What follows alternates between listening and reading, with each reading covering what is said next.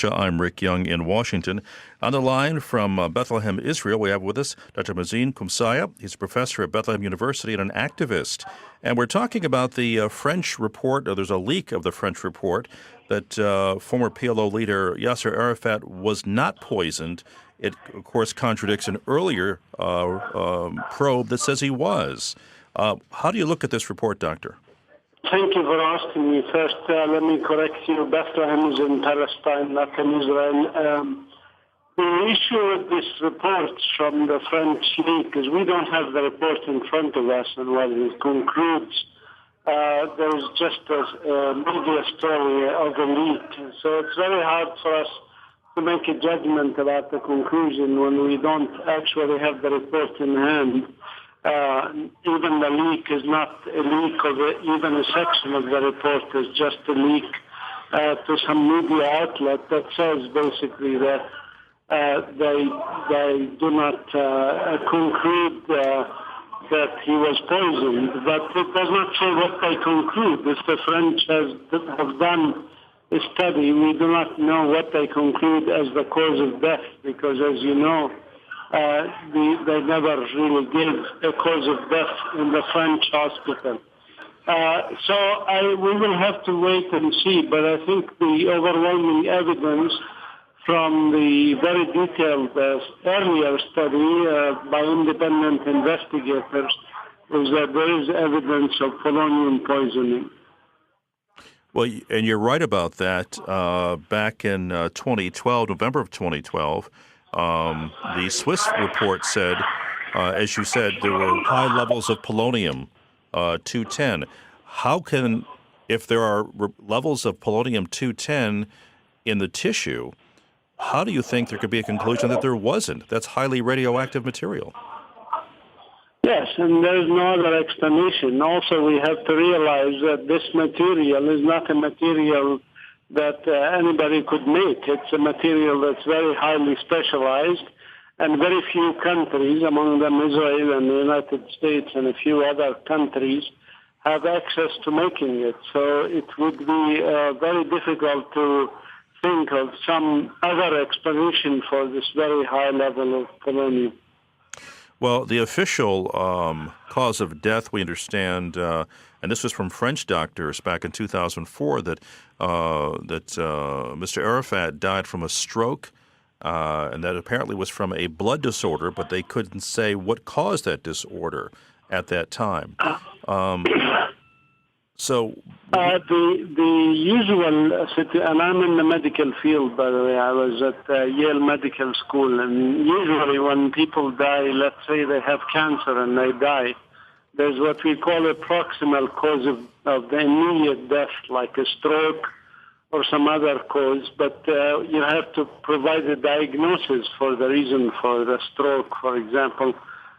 Some people die because of cancer. They may also acquire failure of the blood supply to the brain and other things.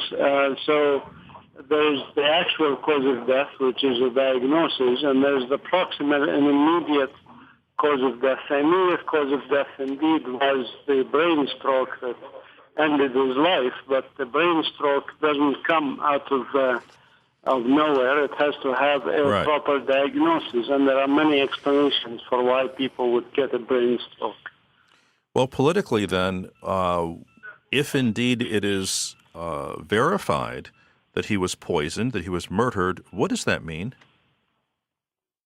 politically? Well, I mean, just before he died, there were threats in his life, even from Sharon himself, who said that basically, come this time next year, there won't be Yasir Arafat. There was a direct threat.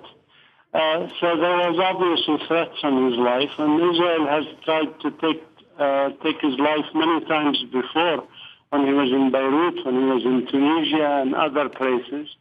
So we know that there was, certainly he was an unwanted guest, if you want, in the opinion of the Israeli government. And so for most Palestinians, I mean, this is not even an issue. They know exactly that this man had refused the last offer that was given to him in Camp David which was an offer of Bantustans, basically an apartheid system.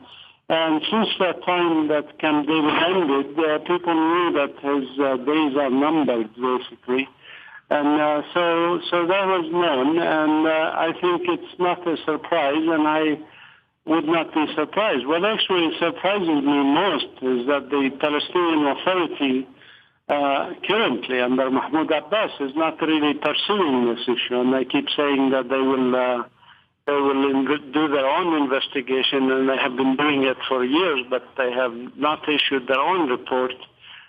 Because obviously, if he was poisoned by polonium, as it looks like the case, somebody from the people around him must have slipped that material to him. And so I think it would be logical to see this being pushed through by the Palestinian Authority, and many Palestinians are disappointed that this is not happening. Well, where do we go? Perhaps not to scuttle the current negotiations or something. Maybe the American government is pressuring them not to push this case. Well, again, the most recent news is simply a leak from a French report. The French report, we understand, has not been officially released. But where do we go from here regarding the status of Yasir Arafat's death? I think it adds to the weight of pressure on the Palestinian population and on the situation in the Middle East. We're already seeing a very, very tense and very dangerous situation, to be honest. I'm seeing it on the ground in Bethlehem here, where I am, for example, where we have Christmas coming around the corner and we have decorations of Christmas. But there's no Christmas spirit among the Palestinian Christians or Muslims in Bethlehem. Because I see that the situation is very unstable strategically and locally, and the economic pressures, and this just adds to the psychological pressure on the people here. And it adds to the possibility, in my humble opinion, of an uprising coming in the Palestinian areas.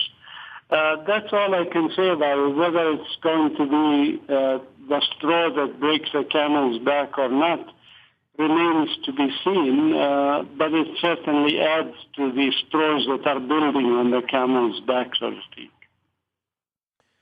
Well, Doctor, thanks for joining us. We've been talking with Dr. Mazen Kumsaya, professor at the Bethlehem University and an activist. Again, thanks for joining us in the American edition of The Voice